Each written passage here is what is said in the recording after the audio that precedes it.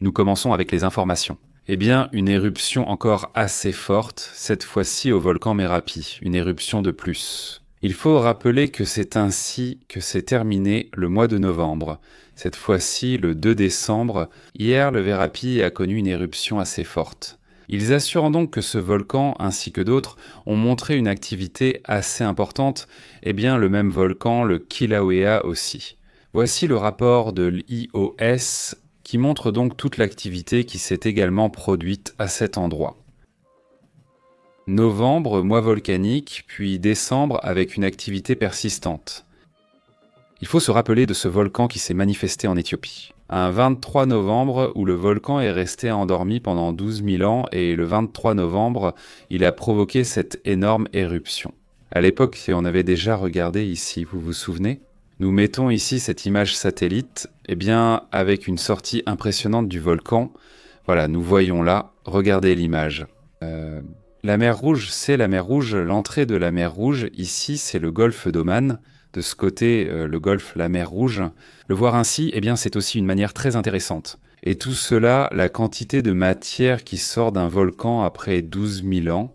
Vraiment, eh bien, c'est incroyable ce qu'on est en train de vivre. Bon, passons à quelques détails du volcan Merapi, ainsi qu'à l'activité qu'ils ont eue, non seulement des volcans, mais aussi des phénomènes comme ces inondations. Malheureusement, ce petit éléphant face à ces crues d'eau, il semble qu'il parvienne à s'en sortir. Mais l'éléphant, vous le voyez utiliser un peu sa trompe, mais je ne sais pas s'il peut l'utiliser comme un tuba. J'imagine que oui, j'ai vu que certains de ces éléphants nagent plutôt bien, mais là il va à contre-courant, contre la boue. L'éléphant apparemment réussit à se sauver. Mais bon, ils ont aussi dû lutter là-bas contre les crues. Cette fois-ci, cet éléphant, serait au Sri Lanka. Dans différentes parties de l'Asie, on a signalé ces terribles inondations. Nous avons déjà couvert ce sujet, voici une mise à jour.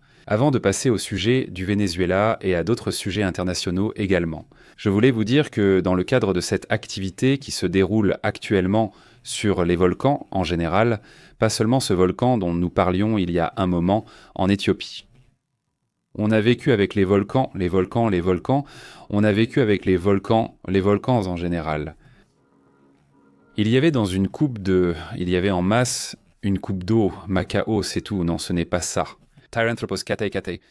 Le mois dernier, avec une sortie de matériel également importante. Un autre volcan qui aussi, eh bien l'alerte par exemple, a été jusqu'à orange, et autant que je me souvienne, c'était l'alerte maximale atteinte. Des émissions de gaz et de cendres ont été enregistrées, ce qui a affecté la qualité de l'air à proximité. Là-bas en Colombie, le même volcan Kilauea qui est resté actif tous ces derniers jours. Les fontaines de lave atteignant 100, 150, 200 mètres des fontaines de lave impressionnantes ici aussi. Eh bien, nous voyons certaines de ces images surprenantes, n'en est-ce pas ?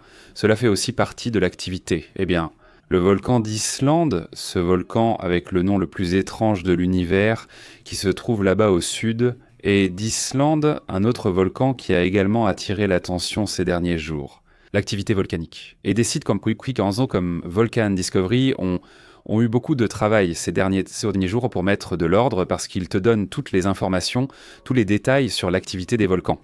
Même le Popocatépetl a eu un peu d'activité ces derniers jours, selon ce que montre Volcan Discovery. Et tout cela fait partie d'une fin d'année avec peu d'activité volcanique, mais une fin d'année avec beaucoup d'activité, non ? Ces derniers jours, l'Institut philippin de volcanologie et de sismologie, le PIVOX, a également publié un rapport sur une éruption du Canalon là-bas aux Philippines. Laissez-moi vérifier, parce que ça m'arrive en ce moment. Et université, voir s'il y a déjà une image ou quelque chose de celle-ci, mais bon, plusieurs volcans. Ça a été un mois au moins intéressant dans ce sens. Laissez-moi chercher si le Canalon a déjà aussi quelques images. C'est un nom bizarre, non ? Canalon. Et tout de suite, on passe au suivant. L'autre aussi, c'est le fameux, c'est-à-dire aux Philippines aussi. Oui, regarde, il est là, c'est le Canalon, mais franchement, les filles, c'est une image actuelle. Celle-ci date du début novembre, oui, et celle-ci d'octobre, c'est comme ça que ça a été. Celle-ci est d'octobre, mais franchement, je ne vois rien, il semble que ça dise ici. Selon ce que dit Volcano Discovery, le 1er décembre, une activité volcanique s'est produite dans le Canalon. Une éruption continue avec des panaches a été signalée. Le niveau d'alerte reste au niveau 3. Niveau modéré, il a été dit. Pas au niveau 3 et niveau 2. C'est ainsi que cela a été sur l'échelle de 5. Le sismologue, également de Pibolsa, ici aux Philippines, affirme que le volcan Taal a également eu de l'activité. Celui-ci reste au niveau 1 et 2, donc il est assez calme. Et en Indonésie, le Zei aussi montre de l'activité. Cette fois, ils n'ont que 4 niveaux, ce volcan est au niveau 2 également, avec une activité importante. Voilà où en sont les choses, n'est-ce pas? D'ailleurs, un point à part, non? Mais il y a aussi cette image, une image qui est également surprenante, n'est-ce pas? Une explosion. Là, nous l'atteignons. Regardez ça, ce sont comme des départs. Vous devinerez de quelle guerre il s'agit, la plus active de ces dernières années avec celle d'Israël. Cette fois-ci, une attaque sur l'oléoduc Droujba dans cette zone, encore une fois en Russie. Cette fois-ci, l'attaque aurait touché un tronçon près du village de Kantsinskoye, c'est-à-dire sur la ligne de Tagunov et Livstek. Ces dommages aux artères pétrolières clés en Russie ont donc fait partie de la stratégie ukrainienne de ces derniers temps. L'idée n'est pas de diminuer la quantité d'énergie qui circule entre la Russie et les militaires, mais évidemment, cela affecte aussi les civils. Évidemment non, parce qu'au final, l'essence manque partout. Cela fait aussi partie de cette guerre prolongée et devenue plus compliquée. Et pendant ce temps, pendant que toute cette situation se déroule, écoutons ce qu'a dit aujourd'hui le chef de l'OTAN, Marc Rutte, à propos de ce qui s'est passé, même concernant Poutine lui-même, qui a d'ailleurs pris la parole hier vêtu d'un uniforme militaire. Mais ici, il parle du sujet de l'argent qui va vers l'Ukraine, car hier on nous en parlait. Ah, est-ce vrai que l'Europe va arrêter de fournir des ressources pour la guerre, pour l'Ukraine, pour la défense ukrainienne? Voilà ce que disent ces menaces. Ah, je ne vais pas réagir à tout ce que dit Poutine. Nous l'avons vu en tenue militaire, habillé comme un soldat au front, mais pas au front. C'était assez loin du front la veille hier, donc. Tout d'abord, à ce moment-là, il dit que Vladimir Poutine était habillé en militaire hier, mais très loin du front, dit Marc Rutte. Loin du front la veille hier, donc non, je ne vais pas réagir à... Tout, Pletchis. Nouvelle perle. Pletch, près de la Norvège. Les Pays-Bas. Excellente nouvelle. De nombreux Pletch sont arrivés. J'espère annoncer quelque chose plus tard aujourd'hui.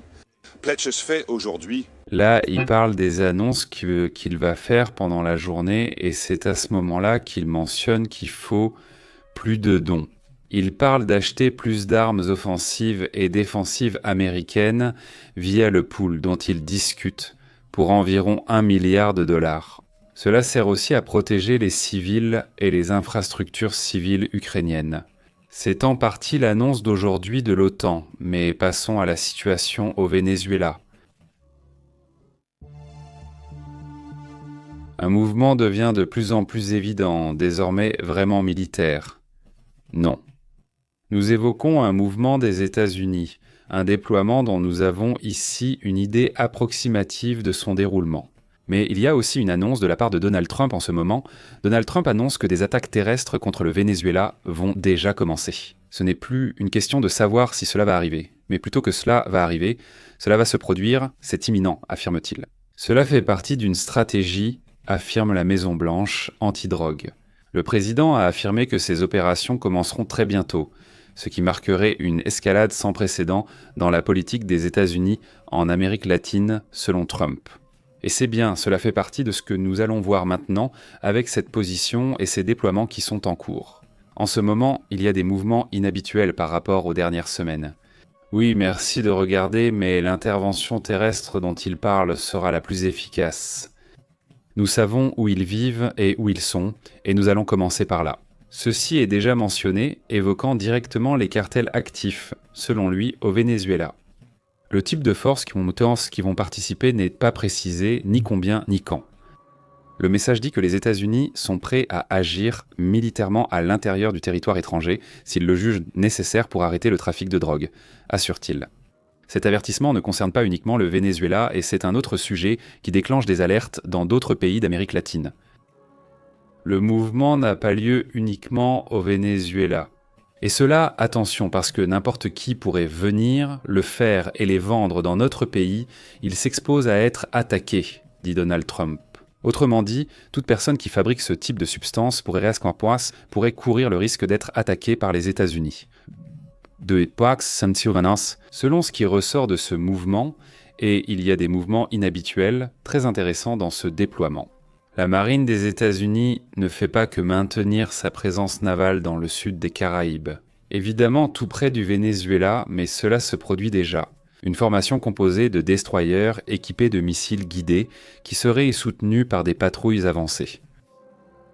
Cette opération, affirme-t-il, pourrait garantir la sécurité maritime avant la mise en place de surveillance active et le début des opérations. Ils assurent donc que la réponse serait rapide en cas d'incident potentiel dans la zone. Désormais, ce déploiement a été interprété comme un message géopolitique. Bien sûr, une opération est sur le point d'être menée. La région des Caraïbes, notamment près du Venezuela et vers le Panama, gagne actuellement en importance, parce que ce sont les zones où ils pensent, en théorie, s'attaquer. Cette présence, selon lui, renforce l'engagement pour la sécurité régionale, et ils vont désormais opérer dans cette zone. L'avertissement qu'il faisait ici avant, très similaire. D'ailleurs, il n'y a pas de réaction à ce que Maduro a commenté, ni à ce que Maduro a montré dans ses images. Aujourd'hui, cette image a été rapportée, une image d'un T-27 brésilien. La force vénézuélienne aurait abattu, dit-on, un aéronef d'origine inconnue. Une opération menée par un avion Karakorum K-8 avec le soutien d'un Tucano T-27 brésilien. Cela attire l'attention. C'est-à-dire un avion vénézuélien et un Tucano T-27 brésilien, qui seraient en train de tirer sur un avion d'origine inconnue. Là, vous pouvez voir l'avion, je ne sais pas si vous arrivez à le voir, il est là, dans les airs, apparemment déjà sous le feu. C'est cela qui attire l'attention. Quel type d'attaque était-ce ? Voici l'image publiée aujourd'hui par la force aérienne vénézuélienne. Et voilà, ils montrent qu'ils sont aussi dans les parages. Évidemment, ce n'est pas qu'ils le veulent. Je doute pouvoir rivaliser avec les F-35, mais cela montre qu'ils essaieront au moins de se battre. C'est précisément ce que les États-Unis évaluent actuellement. Jusqu'où souhaitent-ils pousser la situation ? Ou l'escalader vers un conflit armé qui pourrait s'étendre, ou un conflit armé qui, se terminerait très rapidement ? Non. C'est la grande question en ce moment. Ce n'est pas ce à quoi on pense. Au fait, un autre point aussi important, non ? Ces messages que Vladimir Poutine a donnés dernièrement. C'est un message assez, curieux, parce que ce sont les messages qui sont partagés dans les médias russes et aussi dans les médias à l'intérieur et à l'extérieur de la Russie. Mais les médias russes, en gros, ce qu'ils font, c'est donner l'impression qu'ils ne sont pas responsables de ces attaques. À propos de l'Ukraine, il dit qu'en Ukraine, ils agissent avec une précision chirurgicale, c'est-à-dire qu'ils ne frappent qu'avec précision. Qu'ils n'attaquent pas de bâtiments civils ou autres. Et pendant ce temps, les explosions à l'intérieur des bâtiments, à l'intérieur des infrastructures civiles, continuent de se produire. N'est-ce pas ? Pourtant, ils ont voulu garder ce récit durant des années. La vérité, c'est hallucinant cette bulle qu'ils veulent créer, faire vivre les gens là-bas en Russie, n'est-ce pas ? Et il y en a quelques-uns, par naïveté, n'est-ce pas, qui croient aussi à ce genre de choses. Bon, voilà un peu comment sont les choses sur ce sujet, dans ce sens-là, très intéressant. En vérité, ce qui se passe dans les Caraïbes, nous verrons si l'attaque supposée a lieu. En attendant, Pete et Z, non. Ce personnage secrétaire à la guerre, on assure qu'en ce moment même, il ferait face à de possibles répercussions. Face à un rapport dans lequel, une enquête est en cours. Ce n'est pas seulement la question des petites embarcations, mais aussi cette information. Vous vous souvenez de ce qui a été révélé sur Signal ? Oui, via Signal. Il discutait un par chat et commentait pendant des situations où, on parlait de conflits qui allaient se produire. On sait maintenant qu'il y a eu des personnes, des agents américains, qui ont pu être en danger de mort à cause du fait qu'ils discutaient de ces choses sur une plateforme non sécurisée, non chiffrée. Disons non alors. Cela pourrait-il avoir des implications juridiques contre le secrétaire à la guerre? Nous verrons, mais en attendant, il y a 4 sources qui l'affirment depuis Wuhan. J'ai pu observer et lire le rapport de l'inspecteur général du Pentagone, qui a été remis hier aux commissions des services armés des chambres. Des représentants du Congrès des États-Unis et du Sénat également, où donc ils assurent que le secrétaire à la guerre a couru le risque de compromettre des informations, donc vitales pour certains agents, pas pour certains agents. Voilà le rapport donc sur ce qui se passe dans cette situation. Un moment non seulement donc de risque potentiel pour cette opération qui se déroule en ce moment, mais aussi donc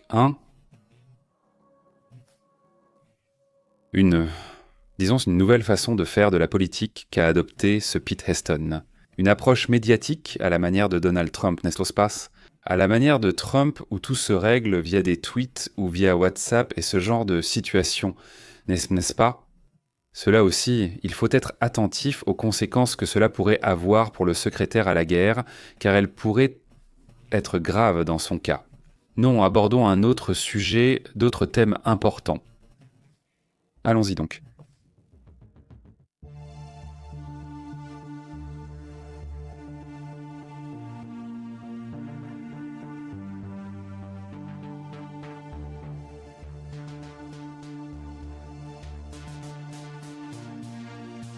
Remarquez qu'ils ne sont pas les seuls à préparer une guerre en mer. Non, tu parles de ce qui se passe dans les Caraïbes. En Chine aussi, il se passe des choses vraiment très remarquables. L'aviation militaire chinoise effectue également déjà ce qu'on pourrait appeler des exercices de pré-guerre. C'est-à-dire qu'ils simulent déjà des attaques dans les environs du détroit de Taïwan, donc non plus à un point où il s'agit d'un exercice militaire classique, mais cela ressemble déjà à des simulations de pré-conflit armé. C'est ce qu'a rapporté le chef du renseignement taïwanais, Tsai Ming-jen, qui affirme que la Chine effectue actuellement des mouvements. Ils envisagent donc déjà d'attaquer non seulement des navires taïwanais, mais aussi des navires étrangers qui pourraient aider Taïwan. Un message principalement destiné au Japon, mais aussi aux États-Unis, surtout au Japon. Le Japon l'a d'ailleurs souligné. La nouvelle première ministre, Sanae Takaichi, a déclaré « En cas d'attaque contre Taïwan, nous interviendrons pour sa défense ». Cela a beaucoup dérangé et dérange encore. Les mouvements militaires renforcent la présence de Pékin dans cette zone stratégique qui est essentielle pour le transit maritime international. Si l'on regarde, allons à la carte, mais si l'on observe cette région du monde, on voit ce petit morceau de cette zone qui est très collé à Taïwan. Toute cette zone comprend différentes îles appartenant aux Japonais. Comme je l'ai déjà expliqué plusieurs fois, mais bon, dans cette zone, il n'y a pas de mouvement. Ils sont dans cette zone. Ici, c'est le détroit, qui est déjà tout près. Eh bien, en fait, de ce côté, il y a des îles taïwanaises. Taïwan, non, ce n'est pas seulement ça. Taïwan possède des îles, même sur la côte chinoise, tout près. Là aussi, il y a des îles. Ici, le mouvement est en cours. Malgré les manœuvres, des navires de guerre d'au moins 8 pays, dont les États-Unis, le Royaume-Uni et le Japon, ont traversé cette année au moins 8 pays, disons des amis de Taïwan. 8 pays ont traversé cette zone tout au long de l'année, au moins 2 fois chacun. Des navires allemands, américains, britanniques, japonais et plusieurs autres pays sont passés par ici. La France, c'est-à-dire des pays amis de Taïwan, ont envoyé des navires militaires qui sont passés par ici, dans cette zone. Évidemment, cela ne plaît pas du tout à la Chine. La tension a poussé Taïwan à annoncer une augmentation de 40 milliards dans la défense. Les États-Unis accentuent leur soutien à Taipei grâce à une nouvelle loi. La Chine déploie également une surveillance aérienne et navale sur chaque navire étranger et répond par des critiques diplomatiques à tout responsable qui passe par cette zone. La Chine considère Taïwan comme faisant partie de son territoire depuis toujours. Non, et elle revendique la souveraineté sur le détroit. Alors que l'Occident la considère comme une zone autonome, certains la reconnaissent même comme faisant partie de la Chine, mais autonome. Donc voilà, c'est ce que rapportent les alliés internationaux, n'est-ce pas? Inquiets, mais aussi en train d'observer ce qui se passe actuellement avec la Chine. Un mouvement qui pourrait également avoir lieu, n'est-ce pas? À un moment donné, non, je ne sais pas, oui, je pense que c'est plutôt une guerre psychologique dans ce sens-là. Non, non, on ne voit pas qu'il va faire un mouvement bientôt. Au fait, en changeant de sujet, ils accusent d'un homme d'avoir avalé un collier, un pendentif, non. Ils évoquent aussi des colliers à 19 000 $ inspirés du film James Bond. La police néo-zélandaise a déjà arrêté la personne et attend maintenant qu'elle aille aux toilettes. Littéralement, non. La police attend que, le collier sorte par où il doit sortir, non. Et donc, voilà. Cet homme aurait tenté de faire passer en contrebande un pendentif d'une valeur de 33 000 $ néo-zélandais, soit 19 000 $ américains en l'avalant. L'homme de 32 ans, dont le nom n'a pas été révélé publiquement, est accusé de l'avoir ravalé. Un pendentif plutôt qu'un collier, c'est comme un ornement, mais qui avait des perles, enfin pas vraiment des perles, et j'imagine qu'il y avait autre chose aussi. Mais il coûte 19 000 $. Lors de son arrestation, une évaluation médicale a été faite et un agent assure sa surveillance. Eh bien, il faut attendre que, disons, ces bijoux puissent être récupérés, pour ainsi dire, non ? Nous allons donc rester là, attendre et voir ce qui se passe avec cette affaire. Mais c'est quand même curieux, non, cette affaire, hein ? Il y en a déjà eu plusieurs de ce genre qui ont essayé de voler un bijou. Même dans les mines même où se trouvent que les fameux diamants de sang, il paraît qu'ils font ça parfois, non ? Avaler un petit diamant de temps en temps, apparemment, pour pouvoir les emporter. Bien sûr, s'ils se font prendre, la sanction est sévère. Comment ça s'appelle? La punition, non? Enfin, oui, c'est vraiment terrible, mais bon, ça fait aussi partie de ce qui se passe. Passons à d'autres sujets importants.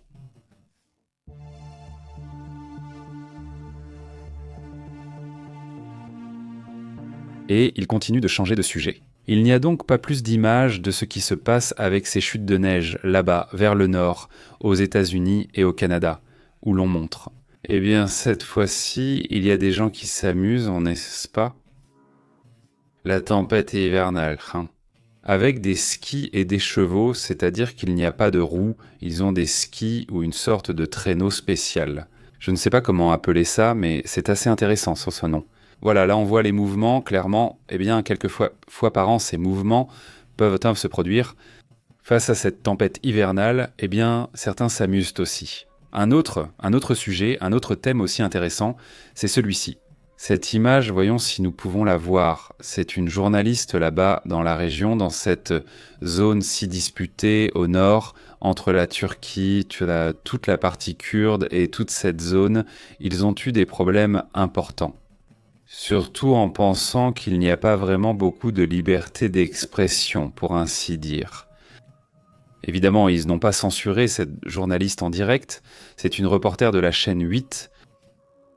D'après ce qu'on sait, cela s'est passé à Lajan, dans un village proche d'Erbil, près d'une région autonome du Kurdistan irakien. Oui, regardez, écoutons ce passage, allons-y. Allons écouter.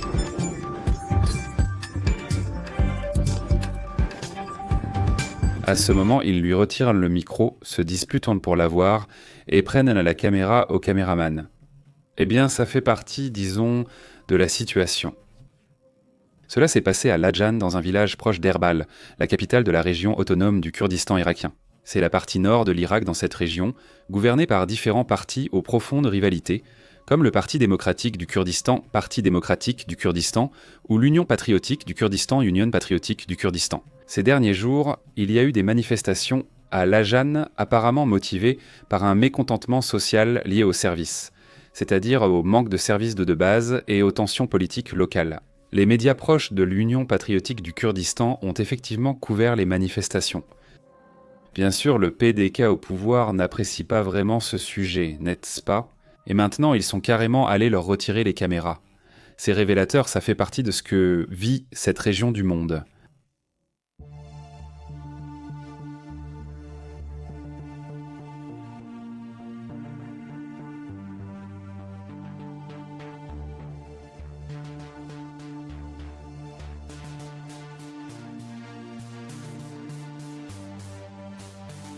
Eh bien, la prophétie du déluge est revenue avec cet individu que nous voyons ici à l'écran. Il s'appelle Evo Noah et on dit qu'il est le nouveau Noé de cette époque. Il prêche à Kassoa et il a ravivé la prophétie du déluge. Après un ouragan dévastateur, eh bien, d'après ce qui est rapporté, face à cet ouragan, il pense qu'un déluge pourrait arriver.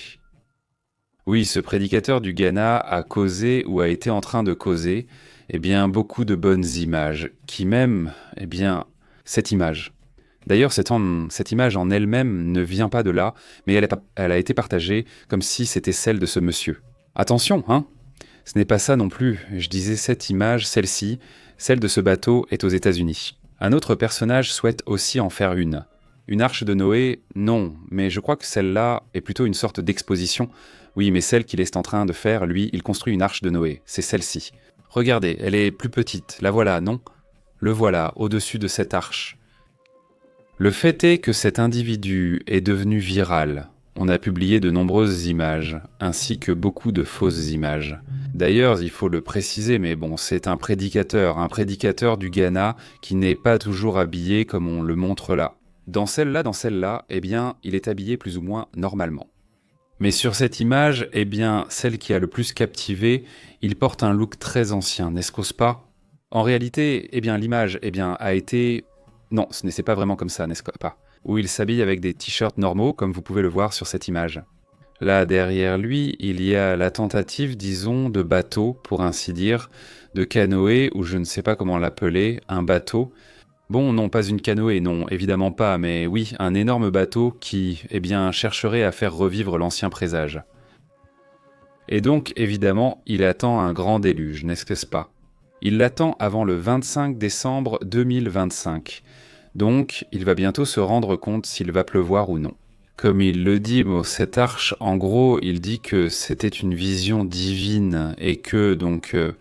En plus, il affirme que ses disciples construisent encore 10 autres arches pour survivre à ce déluge. Il dit que ça arrive le 25 décembre. Franchement, ça m'hallucine. En ce moment même, son apparence a un peu changé. Il s'habille un peu comme Noé, ou du moins comme il imagine que Noé était. Oui, on lui a tout remis en question. On a insisté sur le fait que, même dans la Bible, on se dit, il y a un passage où on dit dès qu'il n'y aura plus jamais de déluge, que Dieu ne permette plus jamais cela. Donc cela paraît illogique par rapport au livre. Et donc il y a beaucoup de discussions assez intéressantes et drôles, pour certaines d'entre elles. Parce que, eh bien, le point ici, c'est que ils l'ont évidemment pris, bon, pas vraiment comme une blague, parce que tous les 2 ou 3 ans, ça ressort comme ça, n'est-ce pas? Ils sortent, ou bien en faisant leur propre coffre. Cette fois-ci, là-bas au Ghana. Non, bon, c'est comme ça, n'est-ce pas? Il s'appelle Evo Noé, d'ailleurs. Et après ce qui s'est passé en Jamaïque, vous vous souvenez de cet ouragan historique et record? Ici, nous avons expliqué comment il a battu des records de vent. Après l'événement en Jamaïque, qui a aussi affecté Cuba et d'autres régions. Dès lors, il a récemment eu l'impression que le déluge était déjà là, non? Et donc, eh bien, c'est déjà un prédicateur assez controversé dans cette partie du monde. Ce Noé ici est habillé normalement. Le voilà, regarde, il porte sa chemise de l'arche. Ils mettent Noé Arc dessus, non? Et puis ici, habillé plus dans le personnage, pour ainsi dire, non? Bon, c'est une des choses curieuses d'aujourd'hui dont je voulais vous parler, et en parlant de choses curieuses, laissez-moi vous raconter. Une découverte que je trouve aussi très intéressante, une étude qui révèle que l'esprit pourrait être plus impressionnant, peut-être, que ce que nous imaginons. Parfois, on analyse et on étudie comment l'esprit a une capacité de synchronisation au-delà de ce que l'on pensait. Une sorte de télépathie, pour ainsi dire, naturelle que nous, les êtres humains, possédons. Une synchronisation lorsque l'on travaille en équipe, qui, selon les scientifiques, les a surpris. Ce n'est pas la première étude, il y a plusieurs études à ce sujet. Mais cette fois-ci, on dit « tes pensées ne t'appartiennent pas seulement ». L'étude révèle que la synchronisation des cerveaux lors de la collaboration en équipe, selon des neuroscientifiques australiens, confirme que les cerveaux ont la capacité de se synchroniser lorsqu'ils travaillent ensemble. En utilisant des scanners électroencéphalogrammes, l'étude a pu localiser et mesurer l'activité cérébrale de 24 pairs collaborant à une tâche de catégorisation visuelle sur ordinateur en seulement 200 millisecondes. Fryer. Les cerveaux des vrais pairs montraient un alignement cérébral beaucoup plus fort que les pairs qui n'étaient maintenant pas de vrais pairs. Certaines personnes étaient les réunies juste pour l'expérience, d'autres formaient de vrais pairs, ceux qui formaient en de vraies équipes et avaient l'expérience de travailler ensemble. Leur synchronisation était au niveau neuronal, dit-il. Le phénomène de synchronisation neuronale est devenu plus intense avec le temps, puisque même les couples qui n'en étaient pas vraiment, après avoir travaillé ensemble, ont commencé à se synchroniser. Un sujet qui les a également surpris. La docteure Denise Morel ferait partie du développement de cette étude, dit-elle. Cette découverte pourrait profondément influencer l'étude de la collaboration, de l'éducation en groupe et de l'intelligence collective. Cela ouvre aussi la voie à de nouvelles façons de comprendre la communication et la prise de décision en environnement partagé ou en travail d'équipe. Eh bien voilà une partie, disons, de ce développement, de cette découverte assez intéressante. Passons donc à d'autres sujets, à d'autres thèmes importants.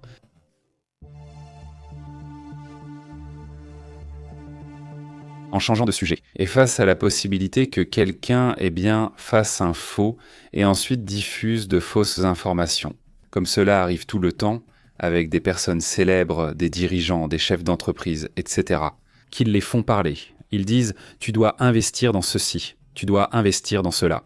Eh bien, pour éviter que ces deepfakes ne soient réalisés, en ce moment même, un outil a été présenté qui, selon eux, va chercher à éviter ce genre de situation. Autrement dit, ce que fait cet outil, c'est détecter quand quelque chose est faux, quand il s'agit d'un deepfake, et ainsi éviter les fraudes numériques. Les entreprises font constamment face à des attaques numériques de plus en plus sophistiquées. Cela grâce aux chaises. Donc on a inventé quelque chose qui s'appelle DeepSide, c'est-à-dire voir en profondeur. Et avec cela, il sera possible d'identifier et de bloquer ce type d'informations, qui cherchent essentiellement à manipuler. Non, c'est l'idée de ce type d'arnaque que d'autres font. Avec cela, ils vont pouvoir éviter ce type de situation. Ça arrive souvent, donc ça se présente. Voyons s'ils vont avancer main dans la main.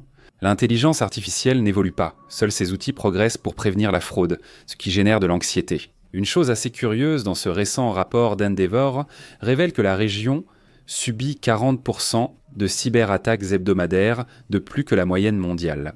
Concernant le Brésil, l'Argentine et le Mexique, la région connaît déjà cette hausse. C'est pourquoi ils demandent d'utiliser des outils de sécurité pour vérifier, afin que ce genre de situation, notamment les fraudes, ne prolifèrent pas.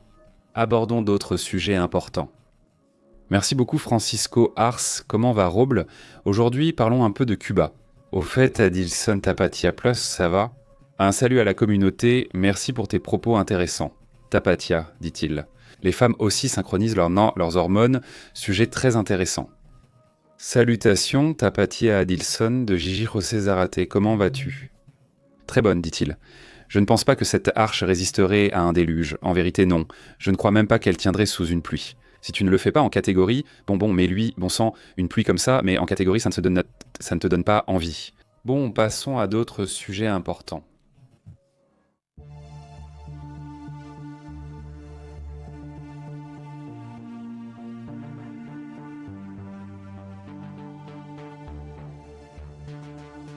Bon, il est en train d'être signalé en ce moment qu'il arrive, ou qu'il est en train de se produire, ou qu'il va y avoir une coupure de courant qui sera historique. La base à Cuba, il y a déjà eu, et il y a eu des coupures de courant, mais maintenant on parle d'une coupure massive, encore plus importante. La coupure massive laisse sans électricité près de 3,5 millions de personnes dans l'ouest cubain, y compris la capitale La Havane, Salaban.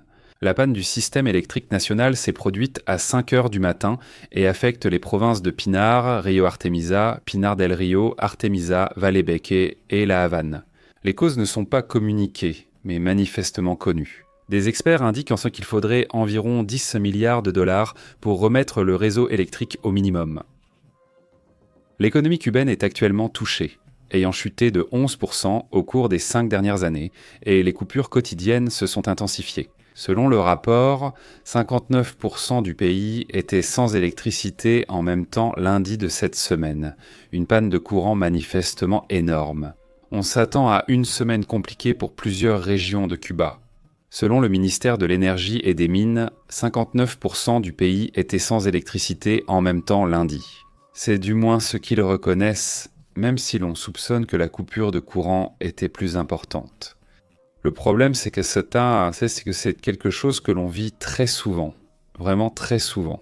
Une série de coupures de courant, et encore des coupures, malheureusement, elles ne cessent pas de se produire. Eh bien voilà, pendant ce temps, malheureusement, on ne voit pas de changement structurel à Cuba, pas de quoi dire qu'il y aura un changement où ce genre d'événement ne se produira plus aussi souvent. Mais cela ne semble pas être le cas, c'est-à-dire que le problème va continuer. Je veux dire, malheureusement, non. Un autre sujet qui attire aussi l'attention, c'est celui-ci, eh bien cela montre ce qu'ils ont encore fait. Ces milices vénézuéliennes de civils, en réalité, ne sont pas des militaires, ce sont des civils. Mais on les habille comme ça et on leur fait dire leurs petites phrases. Écoutons un peu ce sujet. Le commandant de l'État de la Guaira, nous sommes les 73 commandants de l'unité communale de la milice. Bon, là, il se lance dans ces images. Vous savez déjà, les miliciens chavistes disent être prêts à défendre Nicolás Maduro en cas d'attaque américaine éventuelle.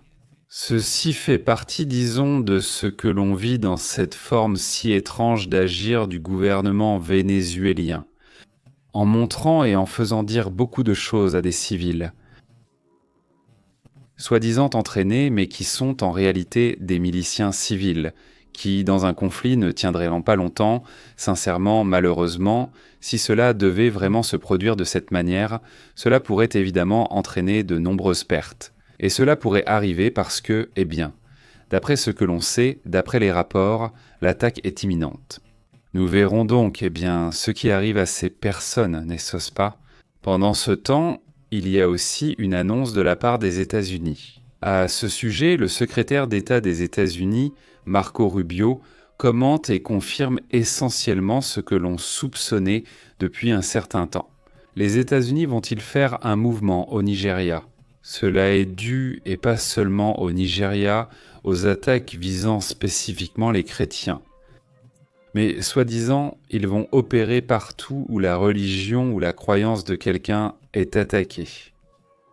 Les États-Unis, affirme-t-il, agiront fermement face aux atrocités et à la violence contre les chrétiens au Nigeria et dans le monde. Le département d'État limitera les visas américains pour ceux qui dirigent, autorisent, financent, soutiennent ou commettent consciemment des violations de la liberté religieuse. Cette politique de visa s'applique au Nigeria et à d'autres gouvernements, ou aux individus qui poursuivent ou persécutent des personnes en raison de leurs croyances religieuses. Ce serait une première phase d'une série d'opérations qui pourraient même être de nature militaire. Dans le cas spécifiquement au Nigeria, il serait même possible d'y envoyer des troupes, selon ce qui est rapporté. Et en effet, eh bien, au Nigeria, des dizaines de milliers de personnes ont perdu la vie. On évoque 50 000 aussi. En réalité, on ne sait pas, mais de nombreuses personnes ont perdu la vie chrétienne, ciblées en raison de leur religion ou croyance. À ce sujet, évidemment, c'est très dur et cela s'est rempli de groupes radicaux.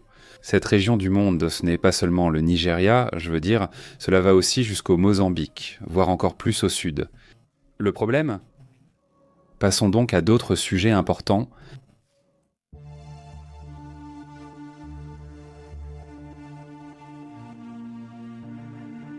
Les autres sujets ainsi que ce qui se passe dans le monde.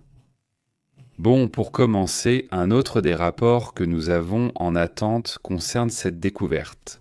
Une nouvelle étude indique que les fourmis ont la capacité, de façon surprenante, de décider comment mourir. N'est-ce pas un cas ou une série de cas très intéressants ? Cette étude révèle que les jeunes fourmis demandent à perdre la vie, demandent qu'on leur ôte la vie. Une euthanasie, pour ainsi dire, lorsqu'elles sont malades, lorsqu'elles ont une maladie, comme si elles ne pouvaient pas survivre. Les jeunes fourmis pour se libérer de la vie, disons-le ainsi, émettent une odeur et cela fait que, ou indique aux fourmis ouvrières qu'elles doivent leur ôter la vie, n'est-ce pas ? Cela afin de protéger la colonie contre l'infection, donc elles émettent cette odeur. Et donc, c'est essentiellement ce qu'elles font, d'autres fourmis viennent et les tuent. Beaucoup d'animaux cachottent leur maladie pour des raisons sociales. Par exemple, savez-vous que les humains malades risquent d'infecter les autres pour aller au bureau ou au bar ? Et nous y allions. Ils cachent ça, non ? Cependant, et d'autres animaux l'ont aussi découvert, dans ce cas, ils agissent comme un super-organisme, pas comme une sorte d'esprit de ruche, pour ainsi dire. Ils ne se sacrifient pas pour la survie de toutes les autres petites fourmis, n'est-ce pas ? Cela aussi attire l'attention, dit-il. Les fourmilières sont idéales pour la propagation de maladies, car des milliers de fourmis s'y entassent. Mais lorsqu'une d'entre elles détecte que quelque chose ne va pas, ou plutôt qu'elle est malade, elle-même produit une odeur pour éviter que cela ne se propage. En gros, avec ça, elle lui ôte la vie. Et donc, ces fourmis-là n'infectent plus les autres, n'est-ce pas ? C'est ce qui arrive, dit-il, lorsque les fourmis ouvrières adultes combattent une maladie pouvant se répandre dans les colonies. Parfois, ce qu'elles font, ce n'est pas leur ôter la vie, mais ce sont les mêmes fourmis. Elles s'isolent et quittent le nid, elles s'éloignent pour ne pas propager la maladie à l'intérieur du nid. Ce comportement est assez intéressant, n'est-ce pas ? Un autre sujet qui attire aussi l'attention aujourd'hui, c'est ce qui s'est passé. C'est aussi une découverte, parce qu'au final, c'est une découverte dont ils se sont rendus compte. Comment peut-on recharger les cellules humaines qui sont vieillissantes, des cellules dont on se dit soudainement, cette cellule va déjà mourir, ou quoi ? Où peut-on les recharger ? Il s'avère, d'après ce que découvrent les scientifiques, qu'il existe effectivement des moyens de se recharger efficacement, comme si c'était, des batteries, pour ainsi dire. De nouvelles recherches montrent que les cellules humaines peuvent être rechargées efficacement en remplaçant leurs batteries internes. Des centrales d'énergie très petites, n'est-ce pas, qu'on appelle mitochondries. Ce ne serait pas comme la batterie. Selon lui, cette découverte pourrait grandement améliorer les soins de santé et les traitements médicaux. Les mitochondries, ou les piles, pour ainsi dire, des mitochondries. Dans la plupart de nos cellules, lorsqu'elles diminuent naturellement en nombre, elles ralentissent et s'usent, et avec l'âge cela arrive davantage, elles s'usent plus. Une fois qu'elles commencent à fonctionner en dessous de leur capacité normale, celles-ci peuvent donc contribuer à de multiples maladies, de différents types de maladies, du cœur, du cerveau, etc. Moins de mitochondries signifie moins d'énergie, ce qui favorise l'apparition de maladies. L'étude a été menée par des chercheurs de l'Université du Texas A&M qui ont utilisé des particules spéciales en forme de fleurs appelées nanofleurs pour éliminer les molécules d'oxygène endommagées et ainsi activer les gènes qui augmentent la quantité de mitochondries. Donc la quantité de mitochondries augmentait et par conséquent, ils voyaient, que cela devenait plus sain. La zone Sacon, d'après ce qu'ils rapportent, est fondamentale. Ces cellules souches avec une énergie améliorée peuvent alors combattre leurs mitochondries de vieilles cellules usées ou endommagées et les échanger contre de nouvelles. Ce que nous avons fait, c'est entraîner les cellules saines à partager leur batterie de rechange avec les plus faibles, selon ce que dit l'ingénieur biomédical Akehiles Gajamardi. Augmenter cette quantité de mitochondries dans les cellules donneuses peut aider les cellules vieillissantes ou endommagées à retrouver leur vitalité. Sans avoir besoin d'une modification génétique, ton gène ne changerait pas et aucun médicament ne serait administré non plus. En gros, il donne à ces cellules l'ordre de se réactiver, de s'améliorer, n'est-ce pas ?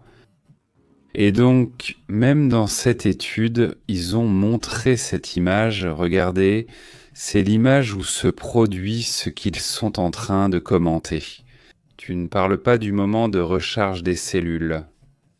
Eh bien non, il n'y a pas d'explication, mais disons que c'est ce qu'ils ont montré, avec l'étude déjà publiée dans différentes revues scientifiques.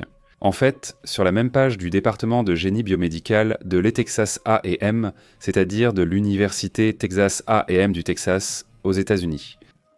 La vidéo s'y trouve, au cas où vous voudriez la voir, elle n'a pas été publiée, il me semble, il y a 2 semaines, et vous pourrez l'observer là-bas.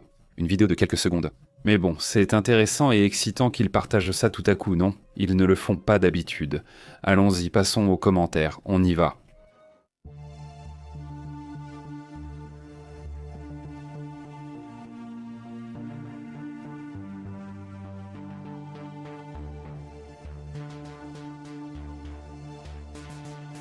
Comment ça va pour vous? Comment tout se passe? J'espère que vous allez bien. Salutations à la communauté, aux 500 plus personnes qui nous soutiennent, qui nous suivent, à ceux qui partagent ou like, cela nous fait vraiment plaisir.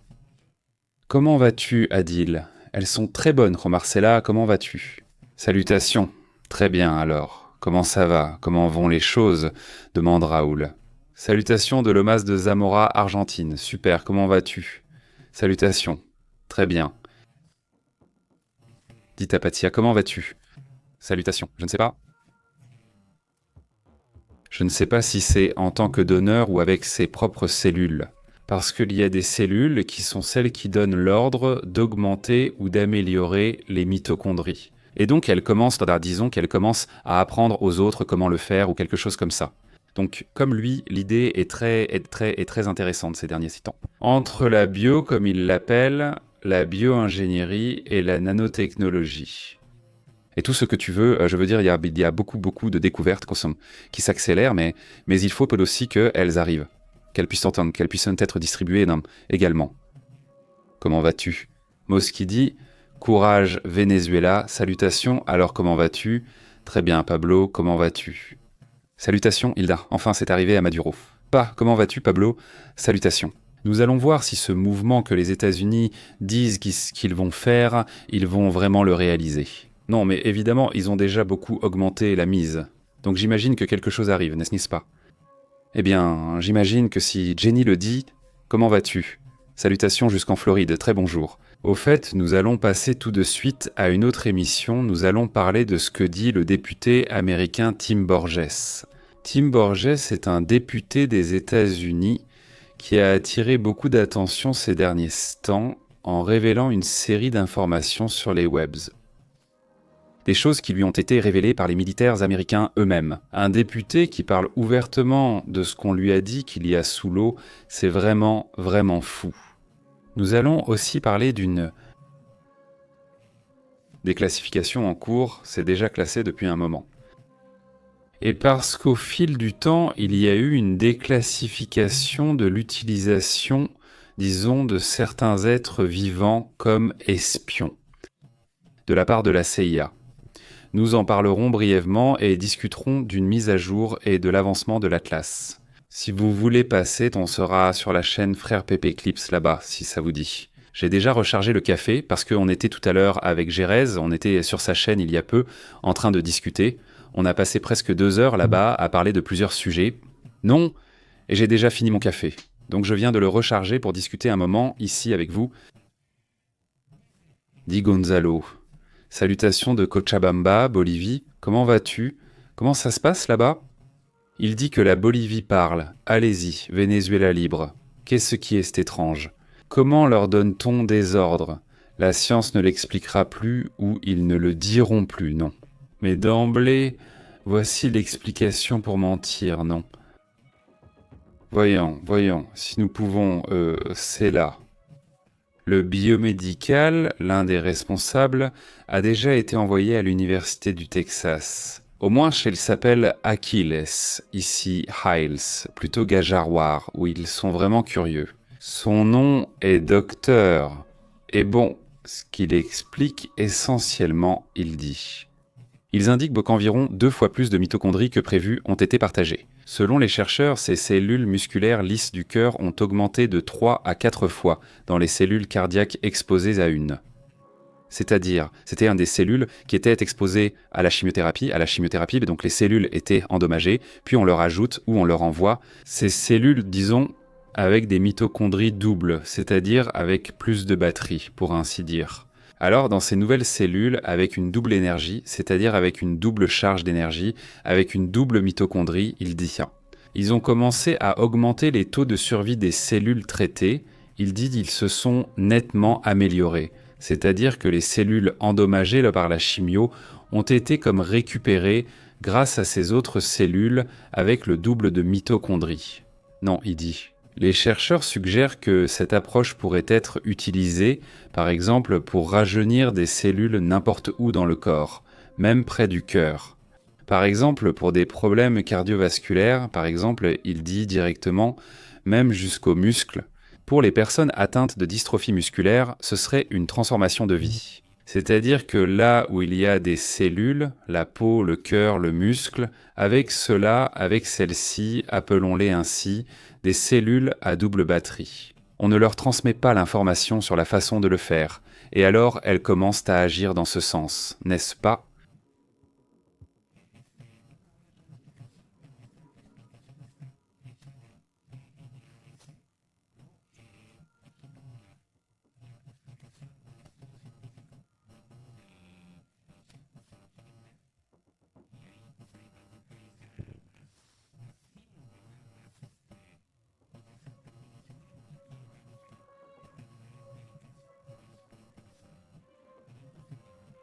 L'étude s'appelle la biogenèse mitochondriale induite par des nanomatériaux, qui améliorent l'efficacité du transfert mitochondrial intracellulaire, intercellulaire.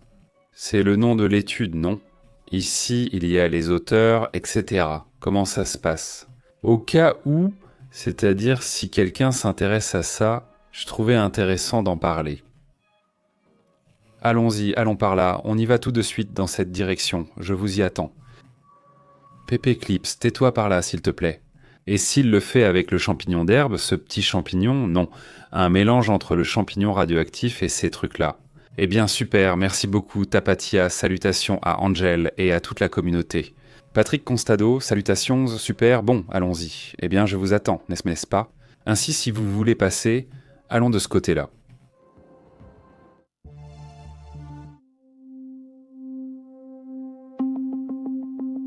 Merci d'avoir suivi le journal PP en direct.